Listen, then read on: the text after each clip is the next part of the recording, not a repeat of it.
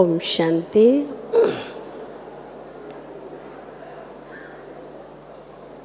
सर्वप्रथम आज शिवरात्रि के पावन पर्व की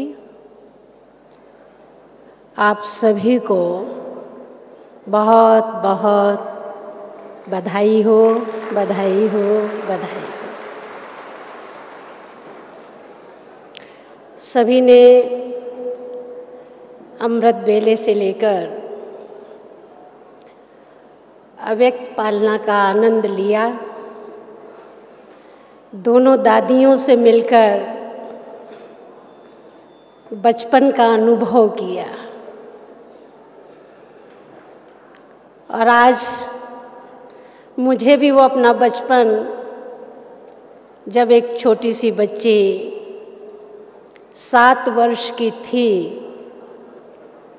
और अपनी माँ जगदम्बा की उंगली पकड़कर मैंने इस यज्ञ में प्रवेश लिया। और सबसे बड़ी विशेषता ये कि माँ स्वयं मेरे लौकिक गांव में जाकर मुझे लेकर के आई। इससे बड़ा सौभाग्य और किसका होगा, जिसे स्वयं माँ जगदम्बा सरस्वती चुन करके लाई हो। मैं अपने आप को बहुत भाग्यशाली समझती हूँ। जब पहली बार मैं मम्मा से मिली और मम्मा की गोद मिली, वो आनंद भर में छोटी थी, लेकिन आज तक वो अलौकिक प्यार, अलौकिक पालना, माँ का अलौकिक स्नेह भरा हाथ, वरदानी हाथ आज तक भी शक्ति प्रदान करता है। थोड़ा सा और बड़ी हुई, साकार बाबा से कानपुर में मिलने का सौभाग्य प्राप्त हुआ और 62 में बाबा से पहली बार कानपुर में मिली, जब मैं 9 वर्ष की थी। बाबा जब कानपुर में आए तो मैं आपको एक आश्चर्यजनक घटना सुना रही हूँ। छोटी होने के कारण बड़ों के बीच में तो छिप जाती, तो किसी भाई ने मुझे गोद में उठाकर ऐसे ऊंचे चबूतरे पर खड़ा कर दिया और उस चबूतरे पर खड़े खड़े मैं एक दिव्य नज़ारा देख रही थी कि जैसे लगभग यहाँ से 7 नंबर गेट, इतनी दूरी पर बाबा ने जैसे ही गेट के अंदर प्रवेश किया, चारों ओर भाई बहनों का झुंड था, लाइन लगी हुई थी बाबा के स्वागत में। और बाबा ऐसा महसूस हो रहा था जैसे हजारों सूर्यों से तेजों में ब्रह्मा बाबा का चेहरा और उसका प्रकाश मेरे ऊपर पड़ रहा है। और मैं तो भाव विभोर थी, मुझे सुध बुध नहीं कि मैं कहाँ खड़ी हूँ, क्या कर रही हूँ। जैसे जैसे बाबा पास आते गए, बाबा पास से होकर के ऐसे अंदर गए, मैं सुध बुध खोई अकेली वहाँ खड़ी हुई थी। किसी ने आकर मुझे नीचे उतार दिया। मैं नीचे उतर करके कहाँ चली गई मुझे खुद नहीं मालूम है। काफ़ी देर बाद जब मुझे होश आया तो मैंने पाया कि बाबा तो कमरे में हैं और मैं बाहर खड़ी हुई हूँ।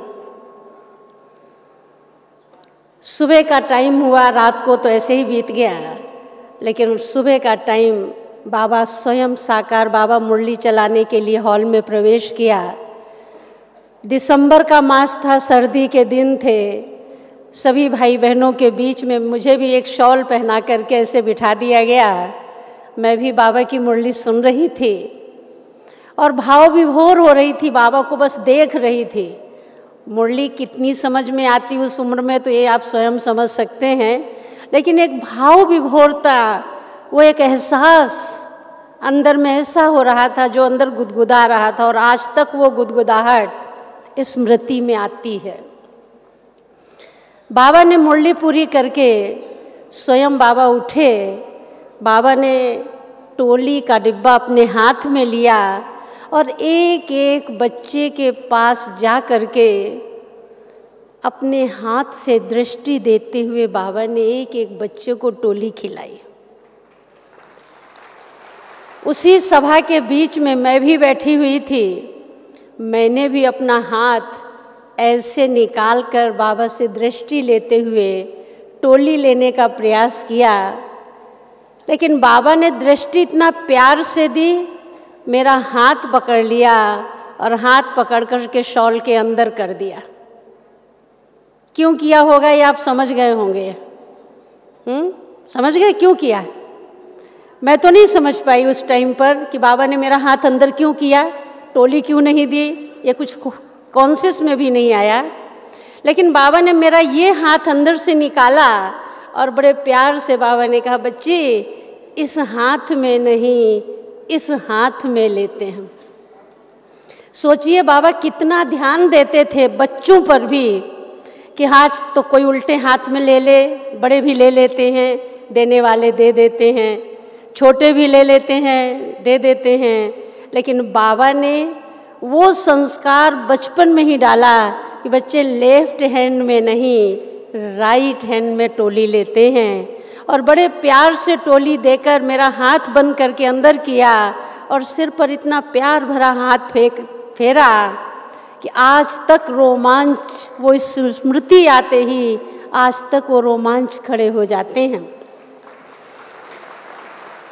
उस समय पढ़ाई पढ़ रही थी, दूसरी तीसरी क्लास में थी, लेकिन लौकिक पिताजी मेरे से बाबा को पत्र लिखवाया करते थे, खुद लिखते थे और मेरे को भी लिखाया करते थे कि तुम भी बाबा को पत्र लिखो।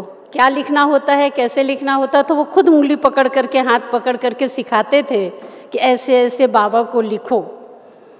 और जब भी मैंने साकार बाबा को मधुबन में पत्र लिखा, बाबा ने मेरे पत्र का हमेशा जवाब दिया। आज भी मेरे पास वो निशानियाँ, 2-3 पत्र मेरे पास आज भी हैं। जब मैं उन पत्रों को देखती हूँ तो पत्रों को देखने से वो शक्ति हमें आज भी प्राप्त होती है। तो कितना प्यार बाबा का साकार में हम सभी बच्चों से था।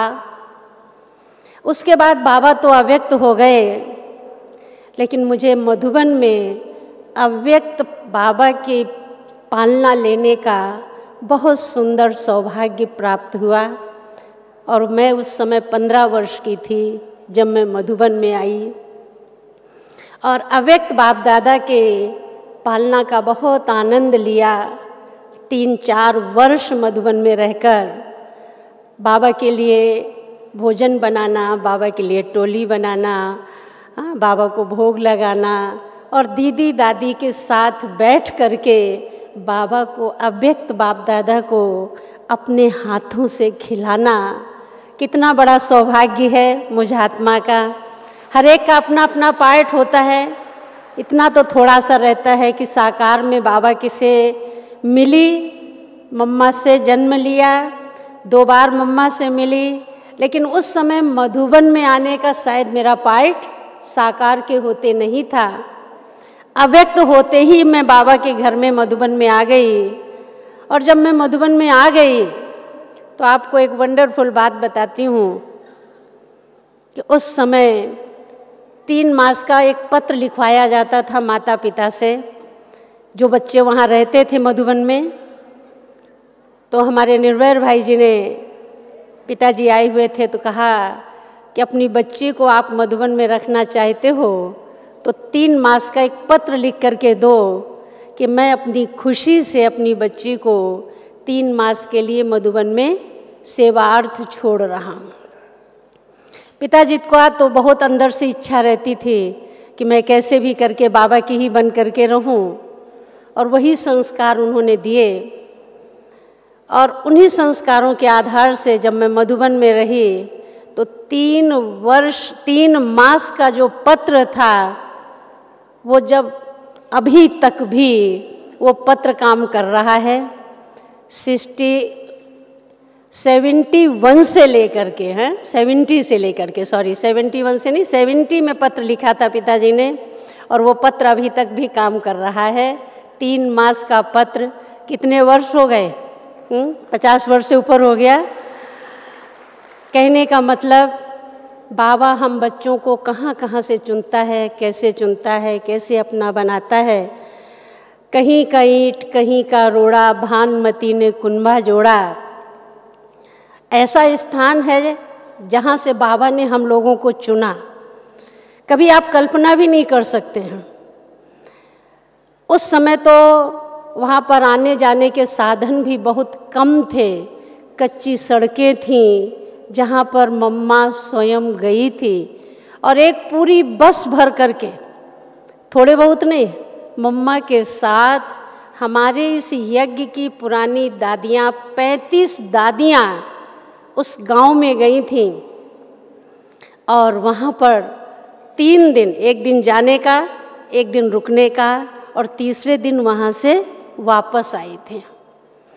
तो बाबा ने किस कोने से, कहते हैं ना कोटों में से कोई और कोई में से भी कोई, वो भाग्यशाली आत्माएं जिन्हें भगवान ढूंढता है।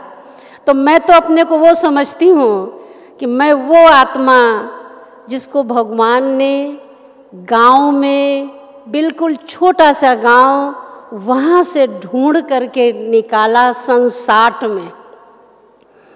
और उस समय पहली बार जब पिताजी ने पत्र लिखा बाबा को, तो बाबा ने उसका जो जवाब दिया, जो वहाँ बहन जी थी वो पत्र लेकर के आई, किन्हीं कारणों से वो नहीं पिताजी आ पाए, और जब पत्र का जवाब बाबा ने दिया तो वहाँ के कई भाई बहनों ने पत्र भेजे थे बाबा को।